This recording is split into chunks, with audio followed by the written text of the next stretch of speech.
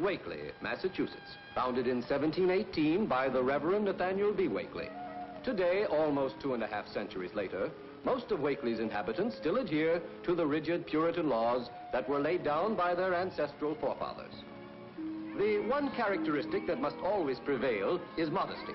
In 1802, the population was 800. Today, it is still 800, which only goes to prove that you can overdo a good thing. This is Clarence Bivens, the town sexton and jack of all trades. Clarence's job would be a happy one if it weren't for one thing: chestnuts.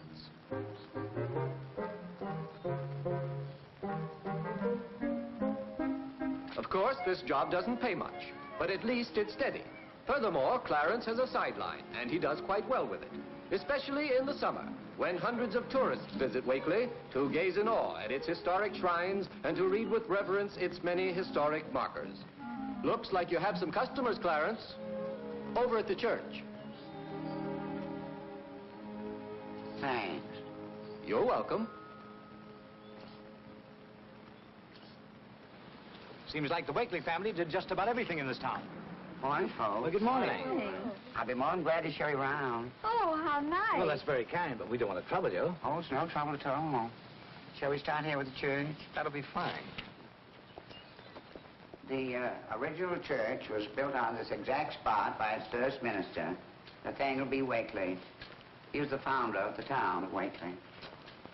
Directly ahead is his original pulpit. Nathaniel B. Wakely I, he had 2 children, a daughter, Catherine, and a son named after his father, Nathaniel. Nathaniel B. Wakely II, he was among the gallant Minutemen who rose up against the tyranny of the English king, George III. It was he who, during the battles of Lexington and Concord, strolled through the English lines. Mr. Dillaway, another payment on account. Coming right up. Oh. I timed it right this time, eh, Mr. Van Harden? Ah, you bet you did. Thanks. You know, I don't mind admitting. Looks like I made a pretty good trade. Ah, then you like my little contribution to the general decor of the town of Wakely. I guess I do. Do you approve of that bold neoclassic motif? Yeah, sure. Composition satisfactory? Very fine. What about the perspective? They're pretty good, too. Ah, fine. Then I don't mind admitting I made a pretty good trade, too. I shall now dispose of a little of my salary. Salute. Good morning, Mr. Dillaway. Oh, good morning, Miss Katie. Isn't this a fine day? Yes, indeed, Miss Katie. Very fine. Oh! I'm very sorry. Look what you've done. You ruined my hat. I said I was sorry. I was painting a sign. This happens to be a hat, not a sign. Oh, that's open for discussion. Oh, wait a minute. I'll fix it up for you as good as new. Hold on. Now look at it. Not as good as new? Don't you worry. With a few deft strokes of the brush, you'll see. In just a few moments, we'll transform this ugly smear into one of the most beautifully hand-painted originals you've ever seen. Ah, there we are. Look at that smile. We'll call her Mona Lisa. And who knows, 100 years from now, it might be Mr. Dillaway? Coming, Miss Katie. Just look at this. Mr. Dillaway, I was under the impression that you could only sell intoxicating liquors on your premises. Oh, I wasn't selling, Miss Katie. You see, we made a deal. This gentleman promised to paint me a new sign for 12 bottles of ale. Well, it looks as though you must have paid the gentleman in advance. Who is that? That's Miss Catherine Standish, niece of Priscilla Wakely, who runs this town. And am I going to hear from her?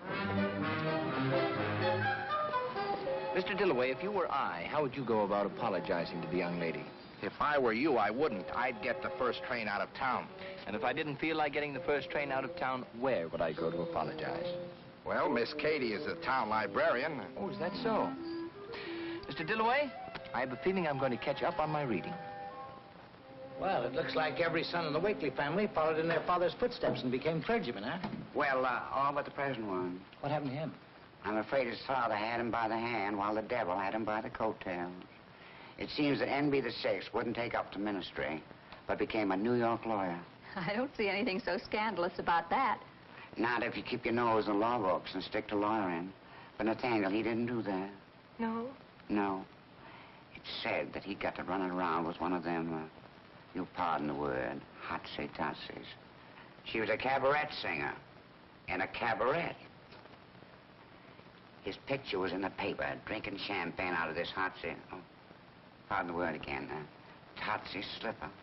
Yeah? Wine, women, and song were the ruination of Nathaniel B. Of course, he's over 60 now, and he's only interested in singing and drinking. But a couple of years back,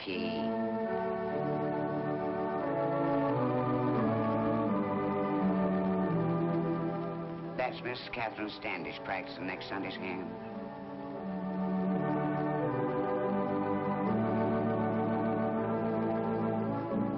If you've heard enough, I'll show you our cemetery. You'll find some very interesting epitaphs on the tombstones. Some of them are real cheery-like.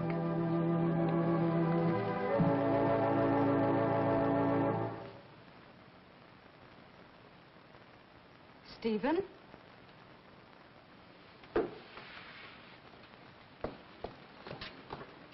Stephen Goodrich. May I see what you've been reading, please? Rocket Reagan in the 31st century. Oh, Stephen, how can you read this sort of trash? That's very scientific stuff. Scientific. You're coming to the library with me. Yes, sir. You may go to lunch now, Mr. Pritchard. Thank you, Miss Standish. With so many worthwhile books in the world, Stephen, I don't know why you'd ever choose a comic book. Now, let's see. Turn your head, please, Stephen. Yes, sir.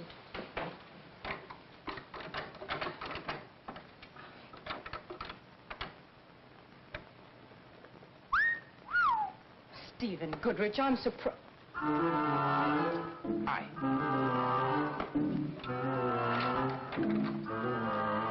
Now, this is the type of literature a young man should read. The story of King Arthur. Sounds awful dull.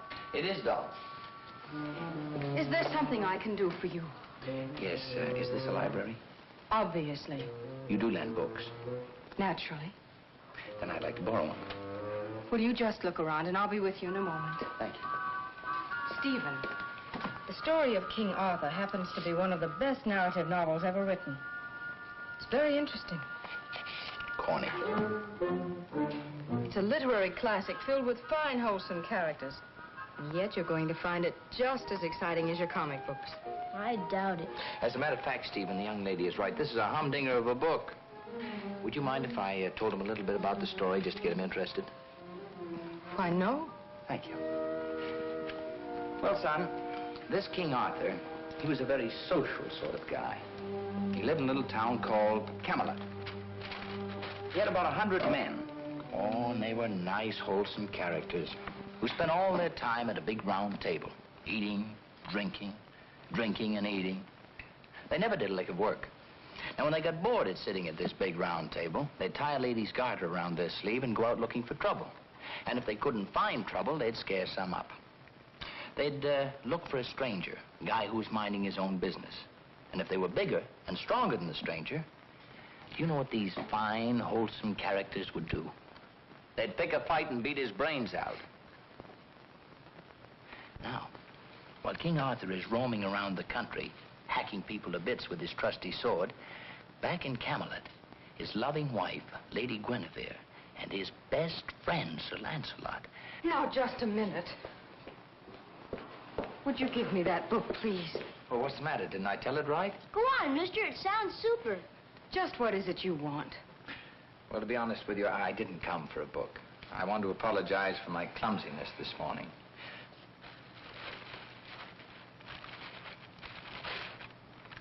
I hope this makes up for it. Don't you like it?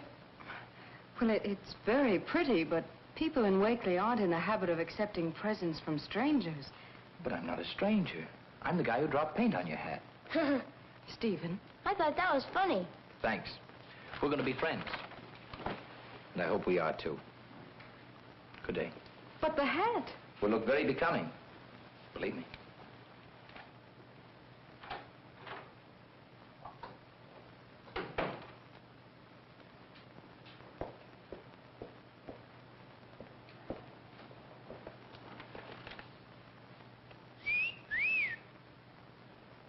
Say this guy Sir Lancelot was dynamite.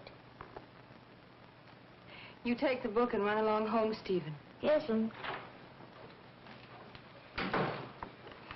It must be interesting, Steve. It is, Mr. Wakely. It's a literary classic. Good. That's the kind of hat to wear, Katie. Uncle Nathaniel. Hello. Oh, why did you take it off? It looks lovely. I bet it didn't look half as lovely in the shop window. You looked as if you just stepped out of a picture. A very pretty picture. All right. How much is it this time? Oh, $3. I got to do a little research. With Mr. Dillaway at the White Horse Inn, I suppose. Oh, no. This is legal research. I've got to buy a copy of the Massachusetts Fish and Game Laws. Oh. Well, we just happen to have a copy of it here, Uncle. Came in last week. Oh, is it an early or late edition? The very latest. Too bad. I can't use it. I've got to have an old one. Oh. Well, in that case... I hope you realize it's very embarrassing for me, Katie. Library? Have you seen your Uncle Nathaniel this morning, Catherine? Have I seen Uncle Nathaniel this morning, Aunt Priscilla? Did you try his office? He's not in his office. Never is. Well, when you see him, give him this message. Yes, Aunt Priscilla. Yes, Aunt Priscilla. And if he's not home on time, he'll eat in the kitchen. Yes, Aunt Priscilla. What did you want? She says you'd better be home in time for supper. Yes, Aunt Priscilla. She was very insistent. Reverend Turner's coming over. Oh, gosh, he dined at our house twice this week. Hasn't that pulpit pounder got anywhere else to go? Oh, Uncle. Well, he is. I've never known a man deliver such physical sermons in my life, and all of them as dry as a... Well, I think I better get along to the bookstore. Uncle, don't forget to choose some clothes after you finish your research. Oh, that's silly.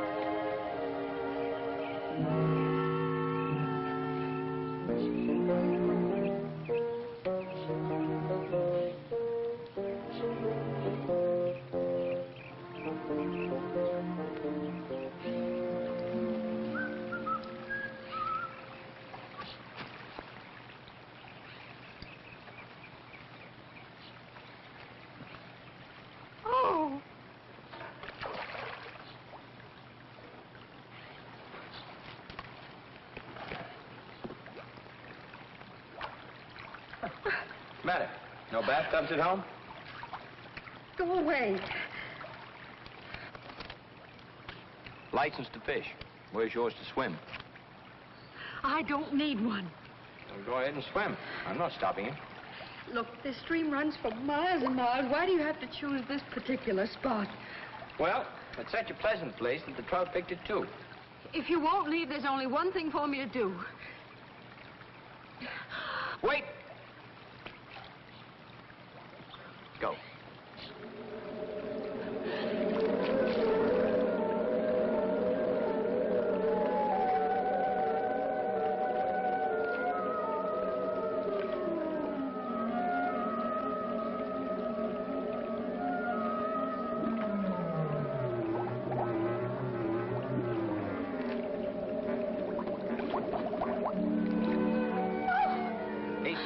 That wasn't as good as the first time. You know, they tell me that in the South Seas, there are native boys that... I'm not interested in the native boys. Oh, really? Good. I'm glad to hear that. There's nothing I like better than a clear field. Won't you please go away? I can't stay in here all day. You're making so much racket, how do you expect me to catch any fish?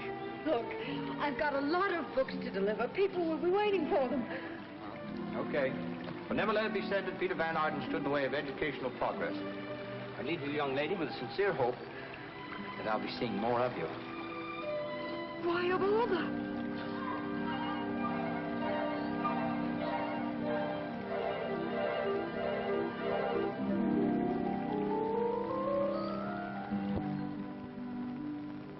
Beautiful.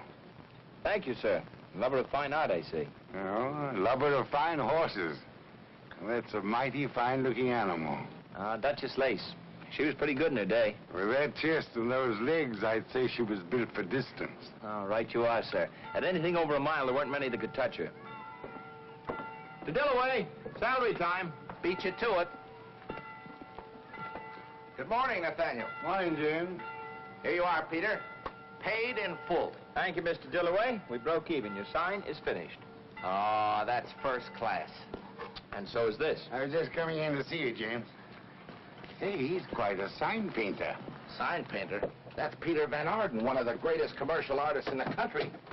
He gets $2,000 for a painting like that. $2,000? And what do you think he's charging me, Nathaniel? 12 bottles of ale. What's he doing out here, on a vacation? Yep. Trout fishing and American history are his hobbies. He knows more about New England history than any man I've ever met. It's very interesting. I'll have my usual, James. Nathaniel, you know what I told you? Oh, yes, of course, I forgot. There is a small balance to my account, isn't there? Matter of $3 or something. Exactly. Yes, 1, 2, 3. I think that reestablishes my credit. There's some very nice people in this town. I started to put the ladder away, and some chap volunteered to do it for me. He's putting it in the garage. Good. Oh, Mr. Van Arden, I want you to meet a very dear friend of mine, Nathaniel B. Wakely. See, you'd be Nathaniel B. Wakely the 6th, born 1884. Right. Will you join me, Mr. Van Delighted. What'll it be, Peter? Make it a vodka gimlet. You ever try one, Mr. Wakely? Never heard of it. Oh, they're good for what ails you. Good for what ails you. All right, well, forget the usual, James. Make it 2. Put that stuff in the garage. Mighty tough job it was, too. Especially on a hot day like this. Here, join us for a drink? Oh, no, you don't have to do that.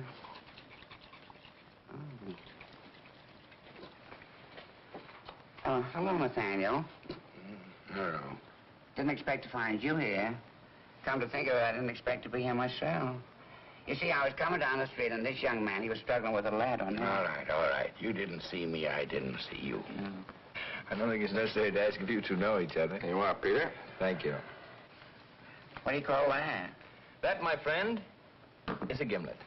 A gimlet? Mm-hmm. Go ahead and drink hearty. Don't wait for me. Mr. Dillaway, another one. Coming up. Ain't much kick to it, is there? I've tasted chasers that were stronger. Oh, Genevieve, sweet Genevieve, the days may come, the days may go, but still the sands of memory keep the blissful dream of long ago. You're in great voice today, Clarence. They tell me I'm quite a crooner when I get going. And speaking of going, I better. Well, now remember, we haven't seen each other. Okay. Goodbye then, Nate. Take care of yourself, Pete. And thanks for the gimlets. You're very welcome, Clarence. Is painting horses your specialty, Peter? No, but painting fillies is. What's the difference? Show Nathaniel our collection, would you, Mr. Dillaway? Have you a collection? Yes, and a very complete one, too. Complete in every detail. Oh. Ah, yes. Now I see the difference. You like that, eh, Nathaniel? Oh, it's beautiful. It's simply beautiful. Peter, my boy, you have a soul. You keep that, Nathaniel. I'll give Mr. Dillaway another one. Thank you very much, Peter. You better keep it under lock and key, though, Nathaniel. Remember your sister Priscilla. Oh, Peter, there's nothing in this world like a beautiful woman. And this is a beautiful horse. When I was younger, I was an authority on both. Oh, really? Well, tell me, What do you think of these two babies? Babies? Oh. Are these yours? They will be. I'm driving down to get their papers tomorrow. Look, why don't you come with me? I'd love to. They're at a farm near Narragansett. I could pick you up around 9 o'clock in the morning. We drive down. Then in the afternoon, we go to the track and catch a couple of races. Wonderful. That's a date. Anybody would tell you where I live. Oh, Peter, when you come, if by any chance you should meet my sister and my niece, don't tell them where we're going. They don't share our enthusiasm for the finer things of life.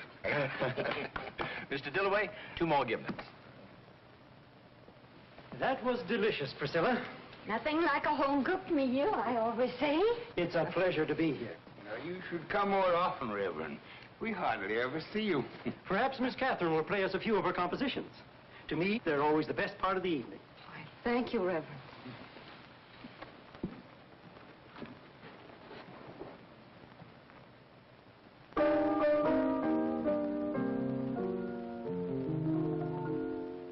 There's a little old Cape Cod cottage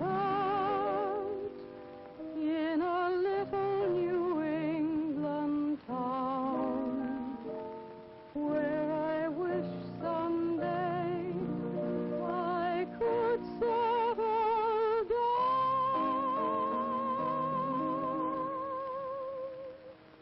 I'd leave all cares behind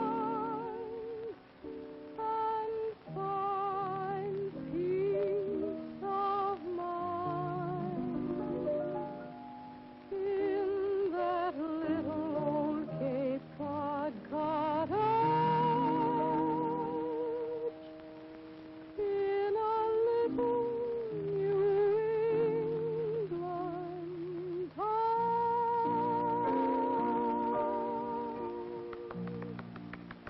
Lovely. Simply lovely. Thanks, Catherine, my dear, I don't know why you don't try to have that one published. That's very nice, but I don't think it's that good, Reverend.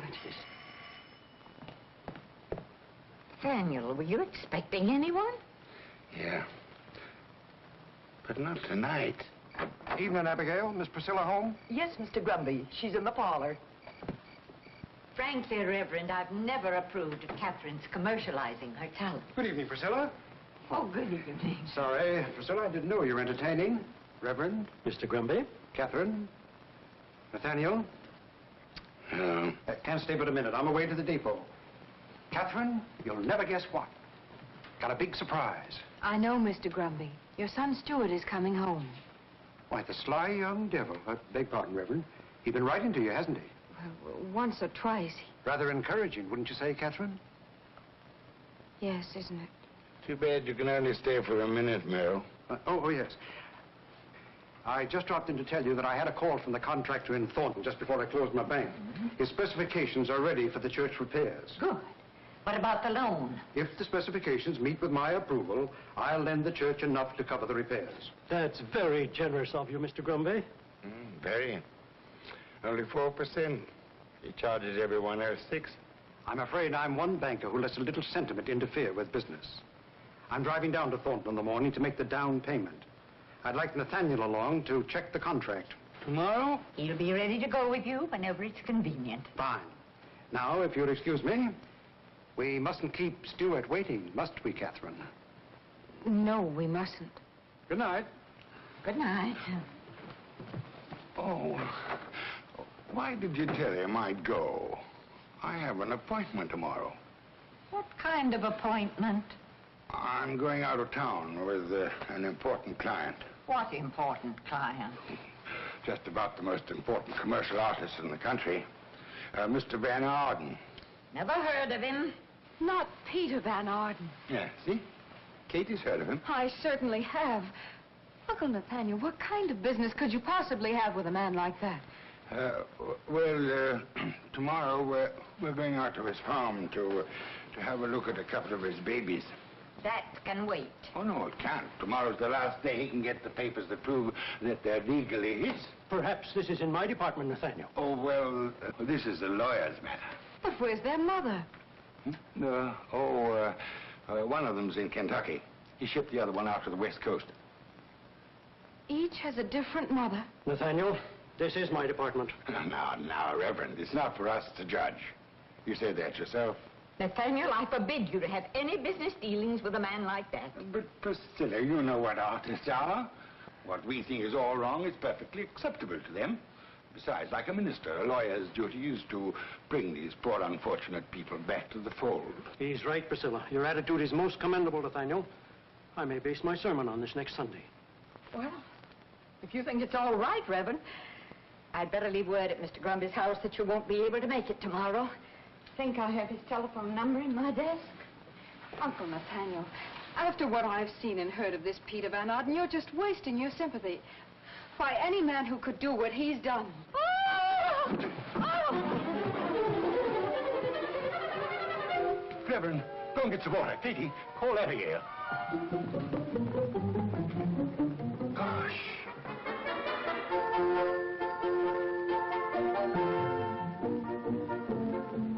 It's a good thing she didn't get a look at July.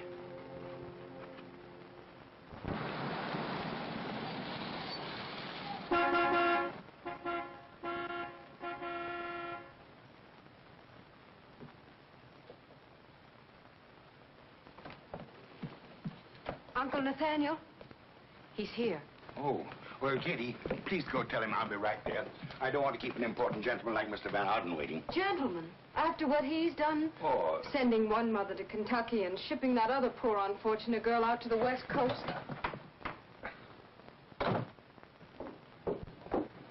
Ah, good morning. My uncle will be out in a moment. Well, there's no hurry now that you're here. And next time, if there is a next time, please try to make less noise. This is not only a respectable neighborhood, but my aunt is still in bed, thanks to you. No, thanks to me. I don't even know your aunt. Those horrible pictures. Oh, don't tell me she found your uncle's calendar. I'd expect a man of your type to find it amusing. You know, 100 years ago, the people in this town would have had you horsewhipped. Oh, wait a minute. I'm no Michelangelo. My paintings aren't that bad. I wasn't thinking of your paintings, Mr. Van Arden. I was thinking of what you did to those poor, unfortunate girls. My dear Miss Standish, they were not poor, unfortunate girls. I paid them. And very well, too. I'm not interested in the details. Whatever the circumstances, you still had no right to send them away. I don't know why not. I was through with them. That's just the kind of answer I expected. It doesn't bother you that one of them is in Kentucky and another on the West Coast? Frankly, no. Well, Well, you two seem to be getting along very nicely. And why not? You've a good deal in common with you, a librarian, and Mr. Van Arden, an authority on New England history. Mr. Van Arden seems to be an authority on a number of things. There goes the most confusing girl I've ever met in my life. Peter, my boy, when you're my age, you'll begin to realize that all women are confusing. Sure wish I could get those papers for you, Mr. Van. But they're locked up in Mr. Chadwick's safe. When do you expect him back? Oh, not till this afternoon. I'm sorry, Nathaniel. Looks like we'll have to postpone our visit to the track today. Oh, it really doesn't matter. I've always known that one horse can run faster than another. Yes, sir. Just a question of which one. Well, here they are. What do you think of them? Very handsome. Very handsome indeed, especially the coat. He's a nice, rangy-looking fella. Gentleman's got a good eye for horseflesh, all right. That coat's getting to look more like his brother every day. Running like him, too. Listen, if he's half the horse that habeas corpus is, we'll do all right. Habeas corpus? Mm-hmm. See, that's quite a hunch for a lawyer. You're not a lawyer by any chance. Yes? Mister, that ain't no hunch. That's fate knocking at your door. Habeas corpus is running today. Going after his fourth straight win. If we were going to the track, I'd feel tempted to chunk in a little. You don't have to go out to the track. We got a gentleman right here to take care of that for you. Burton around today? Oh, yes, he's over to the tack room, trying to get even on those last 3 races that habeas corpus won. Come on, Nathaniel. We'll give Burton a little of our business. He was 4 to 5 on the morning line.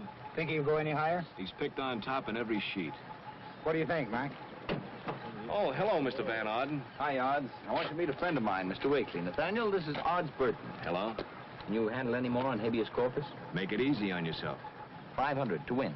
500 it is. Mose? Oh, I don't indulge, Mr. Odds. You know that. I went broke too many times trying to get even for the money I lost trying to get even. But I will admit it's like putting money in the bank. Well, so long, gentlemen. What about your hunch, Nathaniel? Oh, no, I haven't brought much money along. Oh, that's no problem if I have your address and Mr. Van Arden says you're okay. Oh, he's okay. And the address is Wakely. Yes, but I wouldn't like anybody there to know that I understand. Name Wakely? Address Wakely? Town's named after him. Well, in that case, the sky's the limit. There you go, Nathaniel. You're on your own. Come on, Mo. How much do you want, Mr. Wakely? Well, would 5 be all right? Certainly. 5's fine. Habeas corpus, 500 to win. No! No! No! No! And now, racing fans, the feature race of the day, the Chestnut Hill Handicap, 6 furlongs for 3-year-olds and upward. There are now 7 starters who have been scratched because of the sudden downpour. Here they are in the order of their position. You're quite sure that sloppy track won't hurt his chances? No, sir. That horse got webbed feet. I hope you're right. Believe me, he'll need him in this rain, Nathaniel. It's a lucky thing we didn't go to the track. And there they go.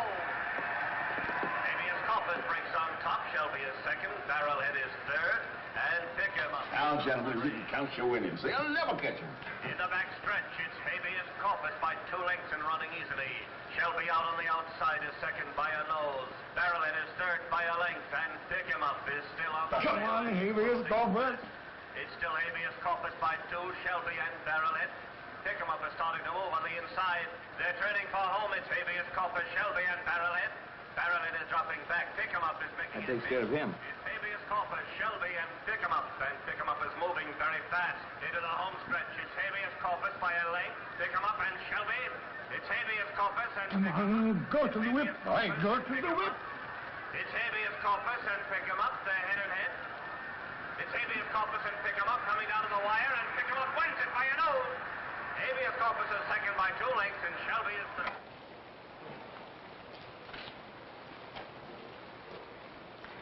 Can't win them all, I guess. If you ask me, just can't win them. Cheer up, Nathaniel. There's always tomorrow.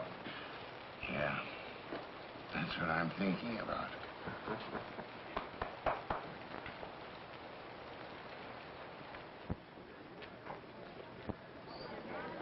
Good morning, Bert. Good morning. Hello. Well, the Reverend Turner certainly pounded the pulpit today. Nathaniel. Well, on the contrary, I thought the Reverend Turner was in excellent form. Didn't you, Catherine? Yes, Stuart, excellent. Gee, Reverend Turner really found the pulpit today, didn't he? Shall we? I'm certainly glad we didn't have that type of man at Harvard. Reverend Turner? Of course not. The man he spoke about. Can you imagine treating women like that? Sending one wife off to the West Coast and the other to Virginia? Kentucky. Well, that's even worse. Just the same, I think we ought to make allowances for artists. Allowances? And how do we know he's an artist? The Reverend Turner didn't say so. I just meant that anyone who could do such a thing must be an artist. What we think is wrong is acceptable to them. I actually believe you're siding with him, whoever he is. That's the last thing in the world I'd do. Don't they make a charming couple? Well, they make a couple. Nathaniel. Oh, excuse me a moment. I'll be back. This fella here wants to see you about something, Nathaniel. Hello, Mr. Burton. Clarence, this gentleman and I have some private business to talk over. Go ahead and talk. Don't bother me now. I said private. Do you mind leaving? A horse doesn't have to be stepped on to know he's not wanted. I was driving through. Thought I'd save you the trouble of mailing that check. Yes, I'm a little bit tied up this week, Mr. Burton. A financial investment. If you could give me a few days. A few days? Yes, possibly a week. You see, Mr. Burton, when I made that bet with you, I didn't mean $500. What I meant... That's the oldest gag in any bookmaker's book. Look, Mr. Wakely, I pay off when I lose, and so do my customers. I'll be coming through in a week. I suggest that you have my check ready by then.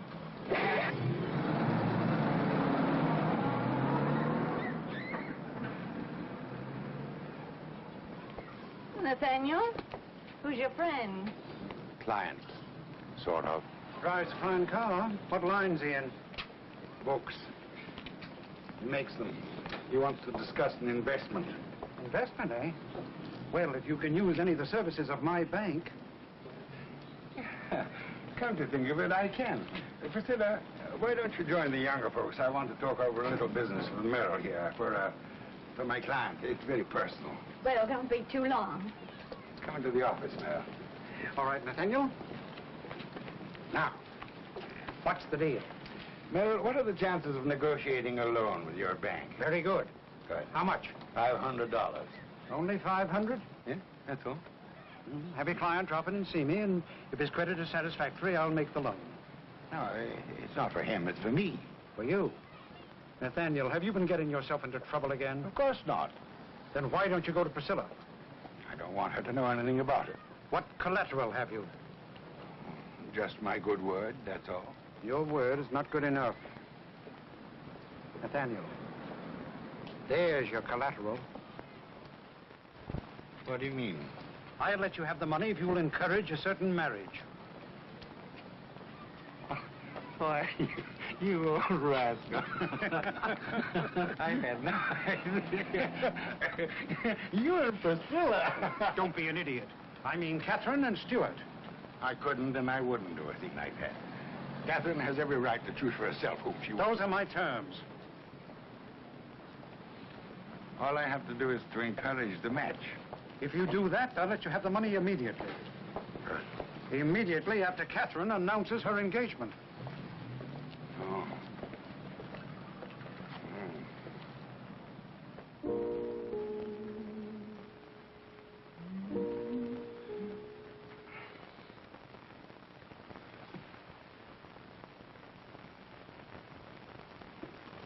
You're not reading that paper, Uncle Nathaniel. Of course I am.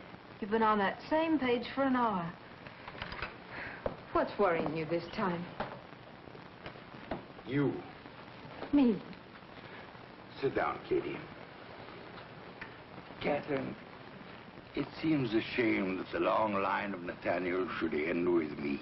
Oh, is that what's bothering you? Yes, and it should bother you, too.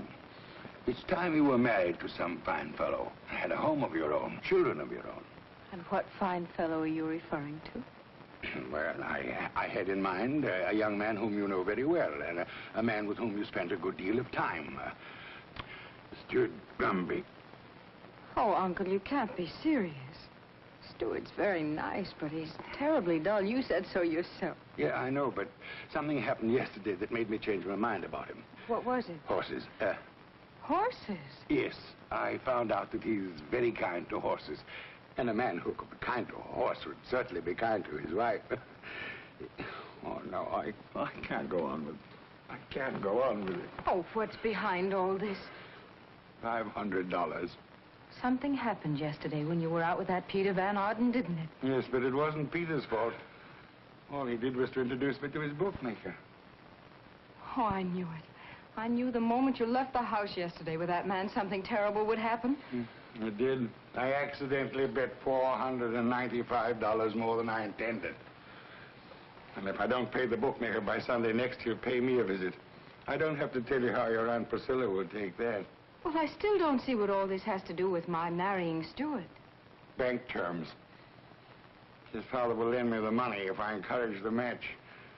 But I wouldn't let you marry that stuffed shirt for all the money in his bank. Poor Uncle. You are on the spot. Perhaps if I went to see Peter, he'd... Oh, no. Oh, no. We'll figure out some way. This isn't the first time that you... Wait a minute. Why didn't I think of it before? Oh, Kitty, if you could get me out of this predicament. Here, read this. Dear Miss Tannish, it is a company that find your song thoroughly delightful. Kindly call at your earliest convenience to discuss publication. Yours sincerely, renowned music company. This is wonderful, Katie. Well, that's your $500. Yes. If I can get to New York. Oh, what's stopping you? You're going to New York tomorrow. Come on, you're going to go back. Oh, but what about Aunt Priscilla? Don't worry, I'll take care of that. And the library. I'll take care of that. Katie, now about the $500. Oh, don't worry. I'll take care of that. To discuss publication.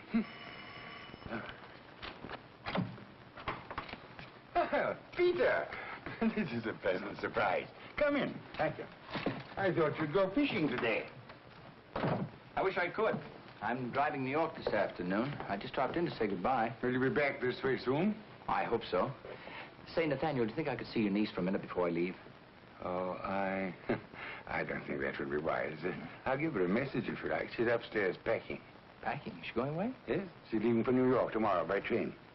Tomorrow? By train? If there's anything I can tell her. No. It's not important now. Thanks anyway. It's very nice of you, Dick. Well, Nathaniel, where are your manners? Why don't you invite the gentleman in instead of standing here like a pair of hall trees? Unless he's a tradesman. Oh, no, of course not, Priscilla. He's an old friend. In that case, I'd like to meet him. Yes, Priscilla, allow me to present Mr. Cockleblum. Delighted to meet you, Miss Wakely. I didn't quite get the name. Van Arden. Peter Van Arden. How do you do, Mr. Van? January!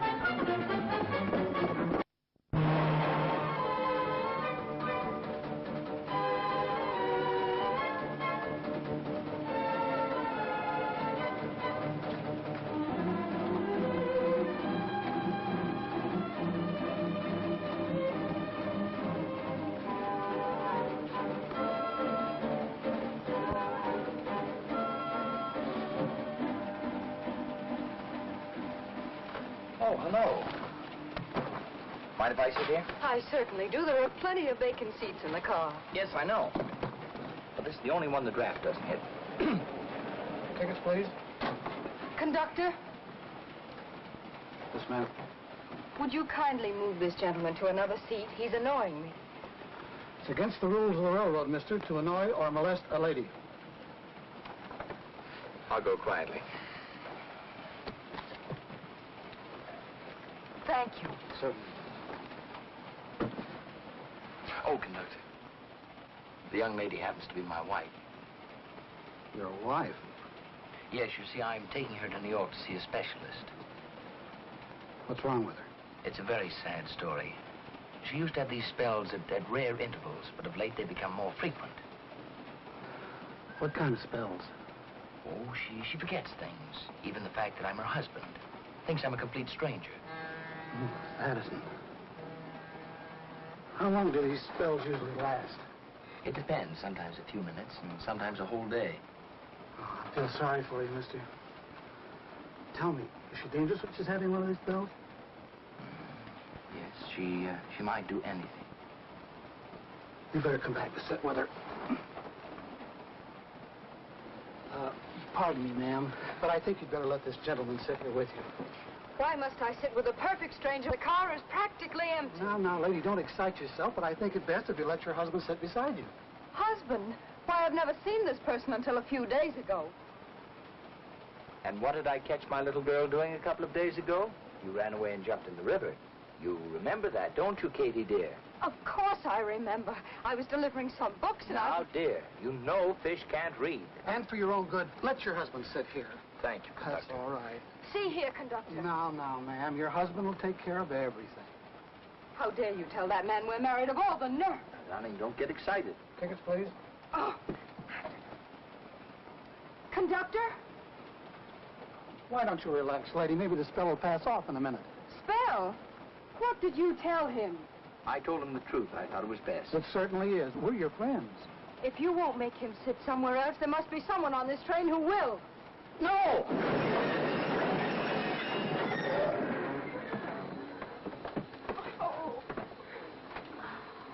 I told you this might happen. Well, it better not happen again. There's a heavy fine and up to 3 months in jail for the unauthorized stopping of a train. Ah, you hear that, dear? Well, don't worry. I'll keep my arm around her. Well, you better keep something around her. It's lucky for you, young lady, that you're not mentally responsible. Not mentally It's all right, folks. Everything's under control.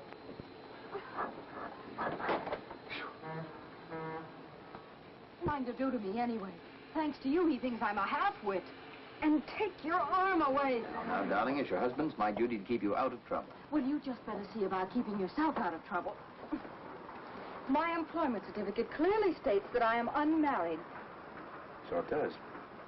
Conductor, Go ahead, convince the man that you were in your right mind when you pulled the cord. A heavy fine and up to 3 months in jail. Remember? What is it now, lady? What was it you were going to tell the nice man, dear? I just wanted to thank you for your help. See? She's all over her spell now. Aren't you, sweetheart? Yes.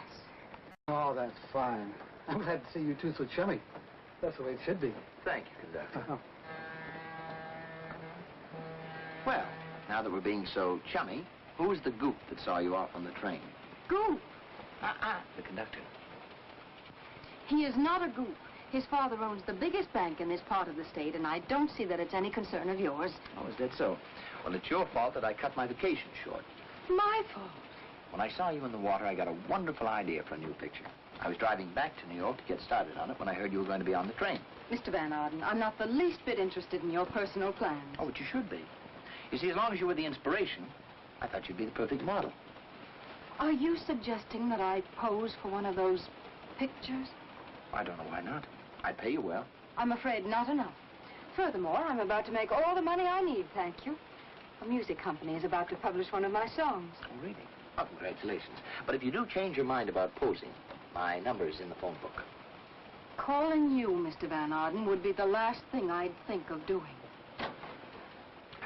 Come to Papa, darling. Here comes the man again. Here. Everything all right? Oh, just great.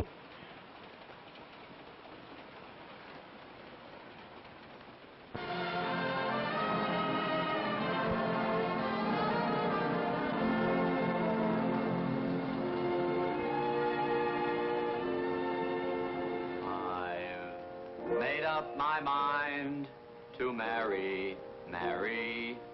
She's just as sweet and nice and lovely as can be. We'll both be one 'neath the sun in the springtime. If Mary makes her mind up that she will marry me. Well, we can't use it, Eddie. Why not? It's too close to carry me back to old Virginia. What do you mean close? It's exactly the same. We slip in a few hot licks and nobody notices. Not even Virginia herself. I'd rather work on Chopin. Not again. Well, here goes the piano. Come in. What can we do for you? I'm Catherine Standish. You sent me a letter about publishing my song. Why, of course, Catherine Standish. Oh, won't you sit down, Miss Standish? Thank you. Eddie, Miss Standish wrote that song that you were so crazy about. What was that title again? Just a little old Cape Cod cottage in a little New England town. That's it. That's the one. You know, we've given a lot of thought to your song. Haven't we, Eddie? Oh, yes, a lot of thought. Really? Yes, indeed. And it's our opinion that your song can become a real top tune. Yes, a real top tune. Oh, that's wonderful. Of course, it needs a little fixing. Fixing? Oh, not much. For instance, the title. Well, I thought it was rather cute. Oh, it is cute. But that Cape Cod business, now that wouldn't mean a thing in the West. So we changed it to something commercial, like a little bungalow in Kokomo. Oh. Or a little shack in Hackensack. Or maybe we add that south of the border touch to it and call it a cottage dandy by the Rio Grande. Like we said, Eddie, it needs fixing. Well, if I allow you to make a few changes, you'll publish the song? Why, of course. Certainly. Very well. You realize, of course, Miss Standish, there'll be a slight fee for rewriting your song. How slight? Oh, not much. Say, $200? Oh. Oh, you don't have to pay it all at once. Say, $100 now and $100 when the song is completed. Just a second, Miss Standish. My partner and me, we like to encourage young songwriters, so as a special concession to you, say, $50 now and $50... I'm sorry I wasted your time.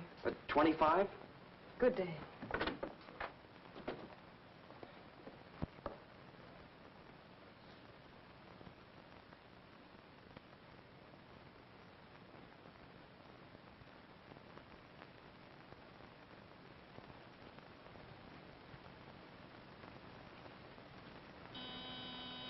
Hello?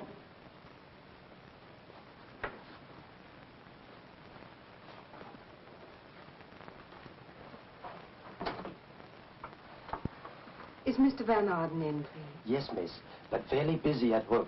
No can disturb him when he work. Strict rule. Very sorry. Who is it, Lahu? It is a lady, sir. Young or old? Very young lady, sir. And very pretty. Fat or thin? Very thin lady, sir. Then bring her in and feed her. This way, please.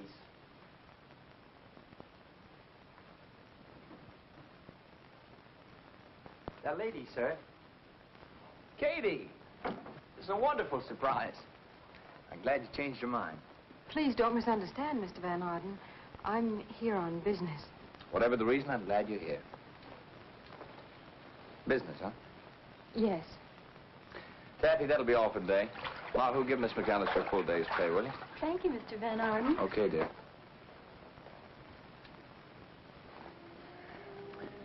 They're not going to publish your song, huh? Look, you see all these paintings on the wall? My first work and my best. But nobody wanted to buy them. I had to turn to commercial art. Maybe your song's too good for them. They didn't leave me with that impression. Say you came out of business? Suppose I were to change my mind about posing for you. How much? $100 a day. Oh, no, I didn't mean about the money. I meant... How much? Don't worry about it. You'd be up to your neck in lily pads. All right, then I'll do it. I just have to have the money. Someone very dear to me needs it desperately. The goop? Of course not. And I told you before, he's not a goop. Okay, it's a deal. Can you start right now? I guess so. Lahu. Yes, sir. Will you show Miss Standish to a dressing room? Katie, you'll find a lot of bathing suits in there. You pick out one you like. This way, miss. This one very, very pretty, boss. What kind of model? Miss Standish is a model of dignity and decorum. Oh. Whatever those are, Mr. Van, she's sure gonna sell plenty of them. Mr. Van Arden.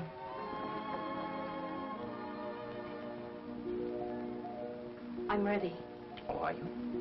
Uh-huh. Don't you think you'd better remove the robe?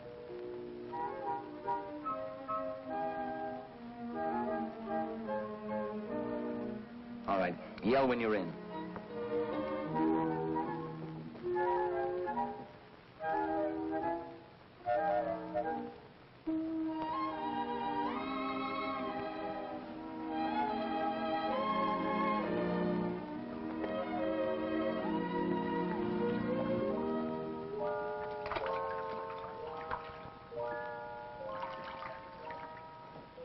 I'm in. Well, come on up a little. I'm not painting the top of your head. Come on up a little more.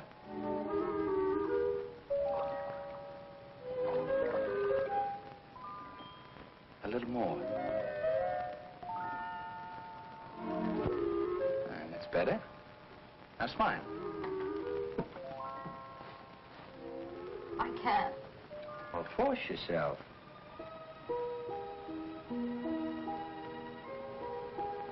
Much better. Now hold that.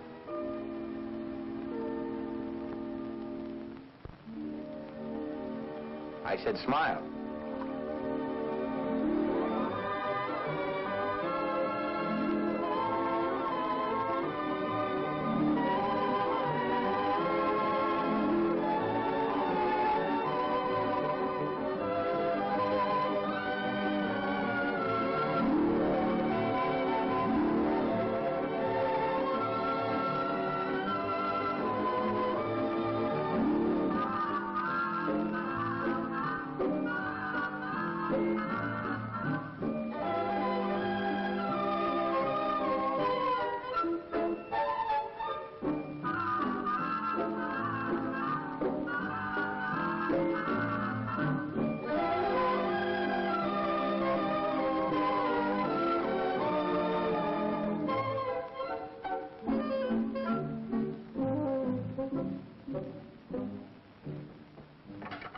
Well, that's that.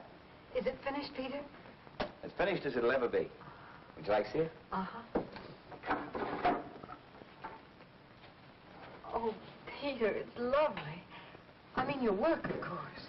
I've got a wonderful idea for another one. We'll start tomorrow. Oh, I'm afraid not, Peter. I'm leaving for Wakely tonight. Oh, but you can't. I'm afraid I have to. Oh, stay over till the morning. Have dinner with me tonight. Oh, really, Peter? Look, you've been here 5 days and you keep refusing to have dinner with me. Why? We've had lunch together every day. Lunch? Hot dogs? Come on, have dinner with me. We'll celebrate finishing the picture. All right. But I'll have to telephone home. They're expecting me. Peter, we'll have to go to some small, out-of-the-way place. Katie, wherever we go, you'll be the prettiest girl there. Just because you feel that way, I wish I had something special to wear. When you make a wish like that, you've got to rub a lamp. Oh, Peter, really? Oh, on the level. You close your eyes and rub the lamp. Go ahead. I'll make a wish. I wish I had something special to wear tonight. For you, Miss Standish. You see, my faithful genie. Go ahead and open it.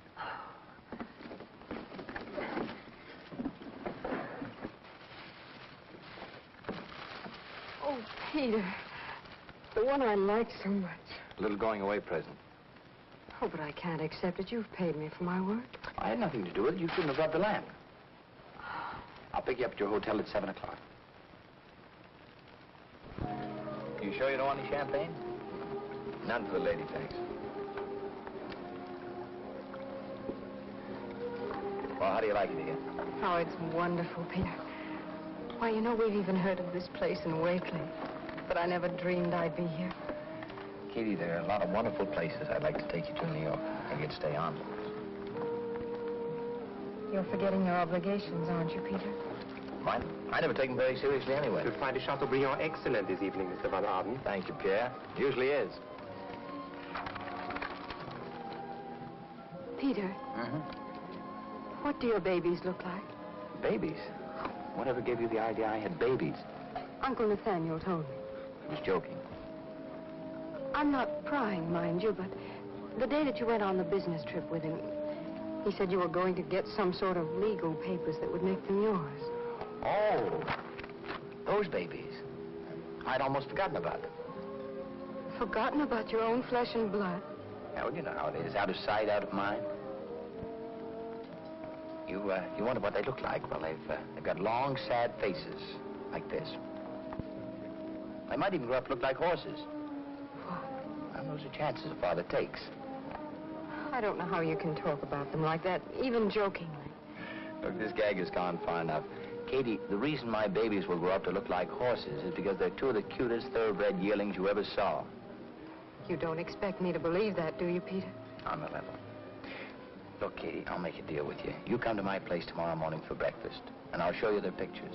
Also, I'll show you the paper that Uncle Nathaniel was talking about, and you can check the date. How's that? Well, if that's true, Peter. Katie, the goop.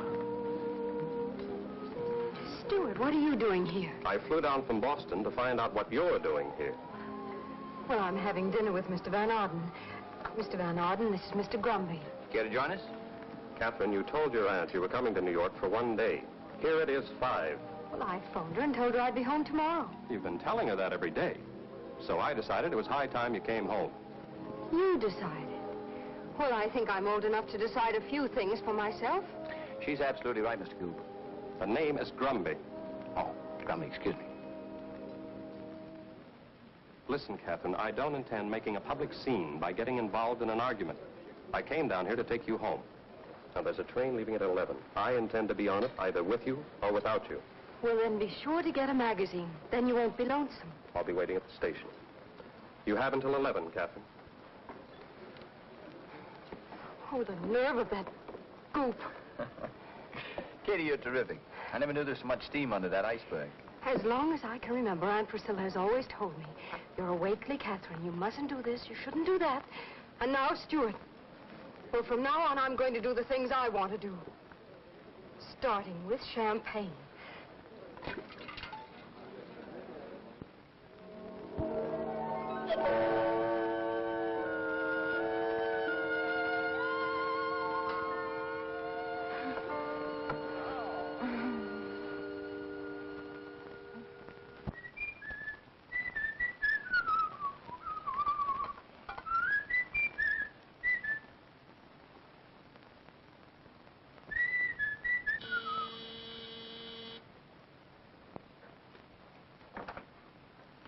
Hello, Lahu. Mrs. Van Arden, boss be very glad to see you. And Master Peter, how are you? Fine, thank you, Lahu. Is Mr. Van Arden up? Yes, ma'am. He is dressing. Sit down, please.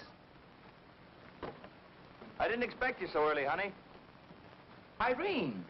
Oh, this is a surprise. How are you? I couldn't be better. And how's my favorite nephew? Swell, Uncle Peter. Good. I'm not going to say how you've grown, but you sure have. Take your coat off and relax. What are you doing in town? And where's that no-good brother of mine? Well, Jeff called me from Chicago yesterday. He said he had to come to New York on business, and would I meet him here? So here I am. What time does he get in? About 5:30 this afternoon.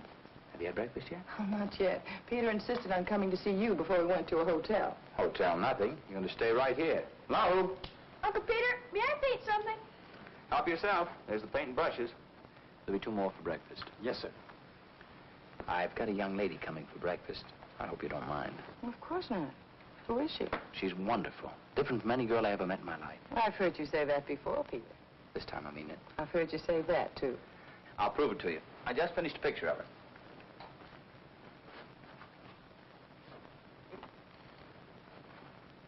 Well?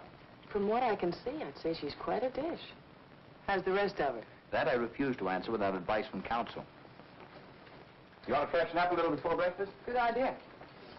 Petey, there's a bowl of fruit on the table. You can paint it or eat it. In here, dear.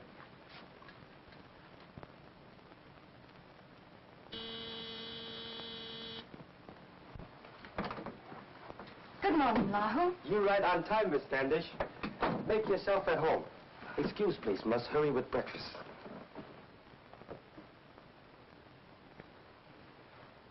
Hello. Hello. Would you like to pose for me? Are you an artist? Sure. Well, what's your name? Perhaps I've heard of you. Peter Van Arden. Mine is Catherine Stanton. What did you say your name was? Peter Van Arden. Oh, no. Sure. And I suppose you're here to see your father. That's right. We just got in from Louisville, Kentucky. Dad's been away a long time, but now he's coming home. Well, when you see your daddy, you give him this.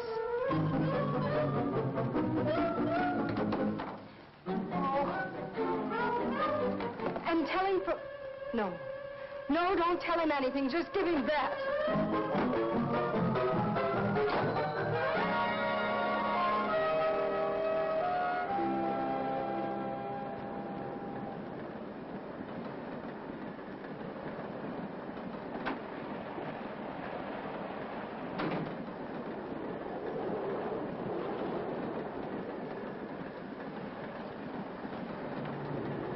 Katie! What happened? Why'd you run out on me? I don't think any explanations are necessary. Well, they are. I don't know what this is all about. Don't you? No. I'm checking every car and every train going to Boston. I barely made this one. Will you please go away and leave me alone? I'm not leaving until I find out what's wrong. I know I can explain. Oh, I'm sure you can. You're very good at explanations. Now, see here, Katie. Will you please go away, or must I call the conductor? Suit yourself. Conductor? Excuse me, lady, did you? You? This man is annoying me. Oh, no, not again. Specialist didn't help, huh? There is nothing wrong with me, and I haven't been to a specialist. Now, lady, don't get excited. Everything will be all right. Just let your husband... I haven't got a husband. The man is right, dear. If you'll just... Oh, no. Oh, not again. I've got my employment certificate. Here, read this. It'll prove that I'm not married and never have been.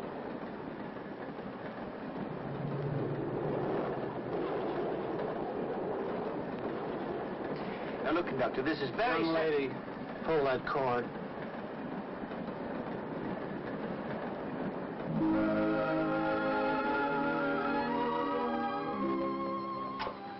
Library. One moment, please. For you, Katie. New York calling again. Tell them that. I know. Miss Standish isn't in. You'd think after 2 weeks that party would take a hint. Wouldn't you?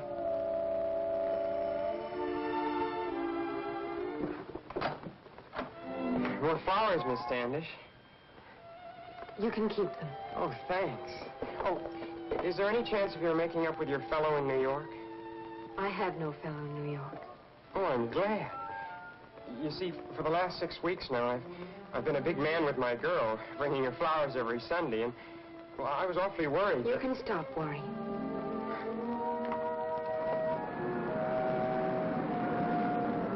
You can say what you like, Nathaniel, but if you're out to get fish, there ain't nothing like worms. Them artificial flies ain't worth a hoot. You remember that artist fellow was here 2 months ago, saying something or other? Bernard. Yeah, that's it. Supposed to be a great fisherman. But when he really wanted fish, do you think he used them artificial thingamajigs?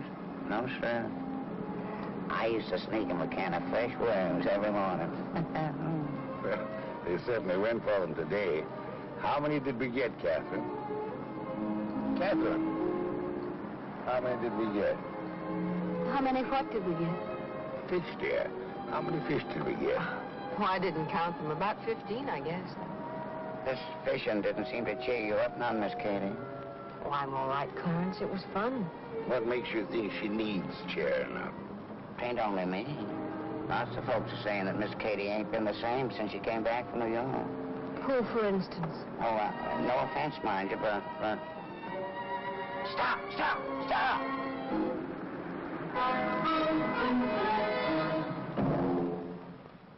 Heavens to Betsy. How could he do this to me? Van Arden. Now, where in the world did he get a picture of you? Why, you could sue him for every penny he's got. I'll stop proceedings immediately. No, you mustn't. Why not? Nobody can use your picture for advertising without your consent. I posed for that picture. You posed for it?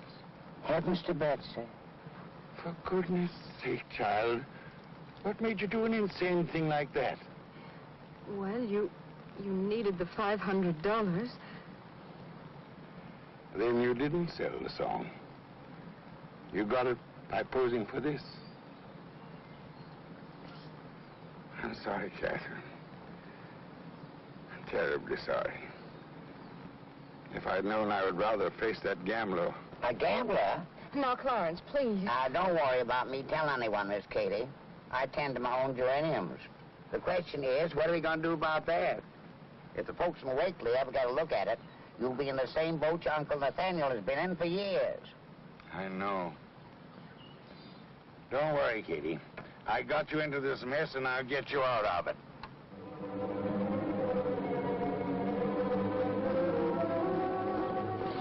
It's all clear. All clear, Clarence.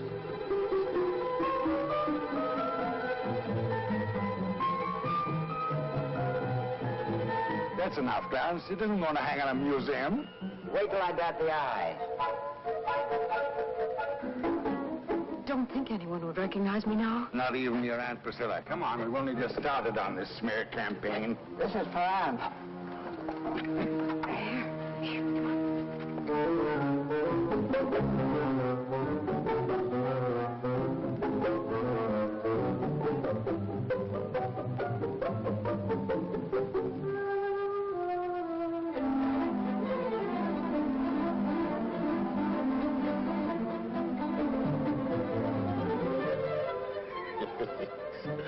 This is fun.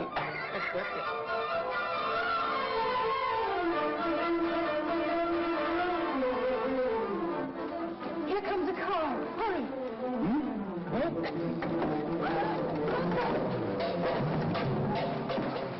Oh. Nathaniel, you should be more careful. Yeah, I'll try. Oh, I'm sorry, Uncle. Oh. Yes. There they are. Just a minute. Well, you kids have had quite a time for yourselves, haven't you? Don't you worry. Officer, I'm a lawyer, and if you'll give me a little time to think... As a lawyer, you should know better. As for thinking, you'll have all night for that in the jail at Thornton. Shall we, go? Katie did? Katie did? Katie did? Katie did? Katie did? Ah, good for Katie, good for Katie. Katie. Good for Katie.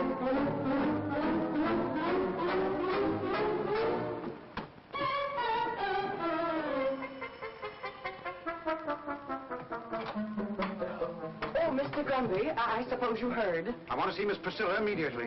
You heard. She's in the parlor. Morning, Priscilla. No sense hiding that paper. I've already seen it. One Wakely will be dead, but two Wakeleys spending the night in jail like common criminals. Bad business, Priscilla. Very bad. Priscilla, we've been friends for a long time. And I believe I can come directly to the point. Yes, Merrill. First, that episode in New York. Then that disgraceful picture of Catherine plastered all over the country. And now jail, the newspapers, and all this gossip. Are you trying to intimate that my niece is no longer good enough for your son? Oh, no, Priscilla, not at all. But I do feel that we ought to postpone any ideas of marriage. You know the people in Wakely. They don't forget a thing like this in a hurry. And with Stewart coming into the bank with me, well, you understand. How does Stewart feel about it? He said he preferred to discuss it with Catherine, but I'm sure he feels the way I do. Just the same, I hate to see you leave, Katie. I guess librarians and scandal just don't mix, Mr. Pritchard. At least not in Wakely. Goodbye. I'm sure you'll manage very well. Catherine, I've got to talk to you. It isn't necessary, Stuart. I know exactly what you're going to say, and... No, I'm not so sure you do. Please, sit down. First of all, Catherine, I don't think this affair is as big and important as a lot of people in this town seem to think it is, including my father. I'm surprised you feel that way, Stuart. Well, I do.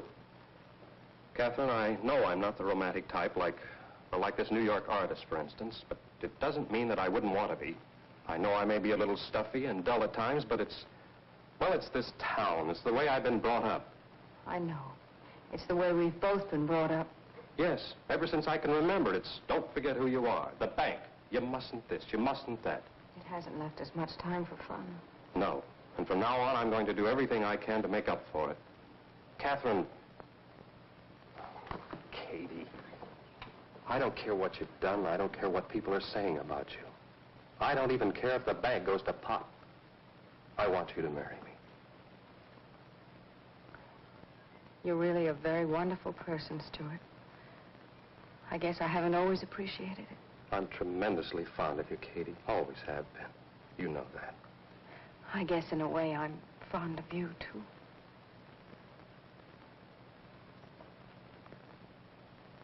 And now, the ring. Abigail, stop sniveling. Seems only yesterday that I was holding Catherine on my lap. Stewart will take care of that from now on. I wonder. Now, take the ring in your right hand and repeat after me.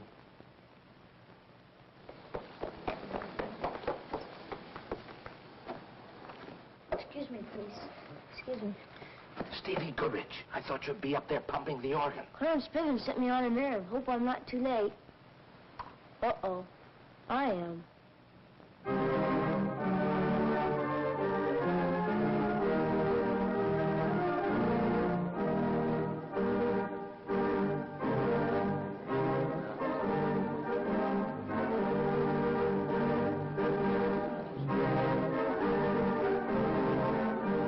What's the meaning of this?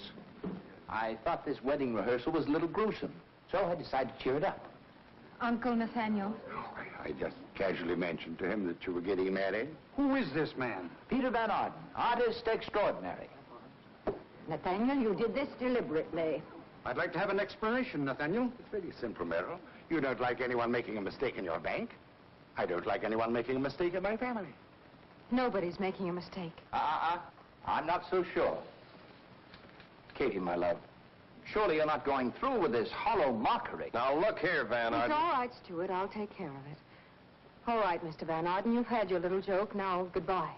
Oh, I'm not leaving till I find out why you ran out of my apartment before breakfast. Before breakfast? Mm-hmm. And little Birdie told me you haven't been very happy ever since. The little birdie, huh? Your little birdie is all wrong, Mr. Van Arden. Now, would you please get out of here and go on back to your babies? Look, Katie, I told you the only babies I have are my horses. Well, you forgot to tell one of your babies. He doesn't seem to know he's a horse. I don't know what... Oh, no, not my nephew. Your nephew? My brother's son. Your brother's son? Mm-hmm. Oh, Peter. Nathaniel. Stuart! Catherine.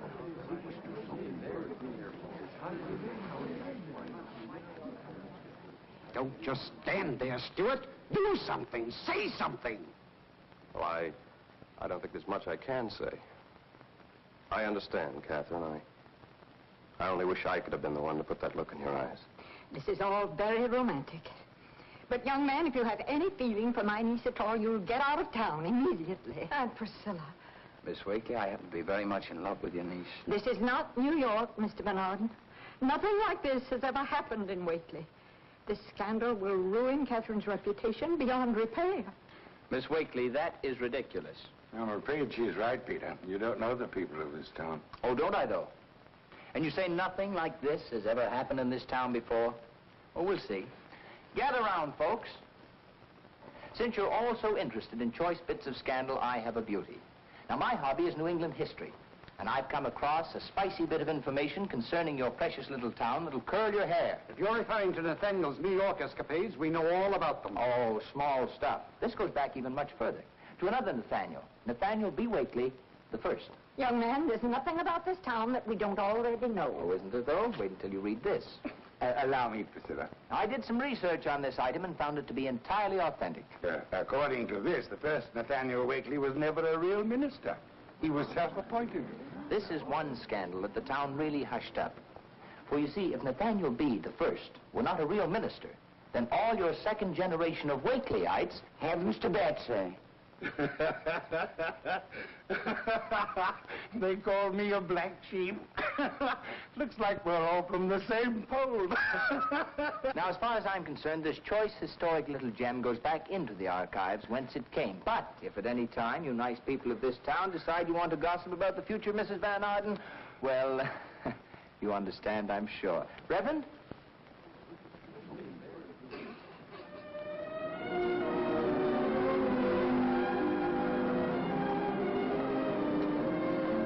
Happy, Mrs. Van Arden? Happy, Mr. Van Arden.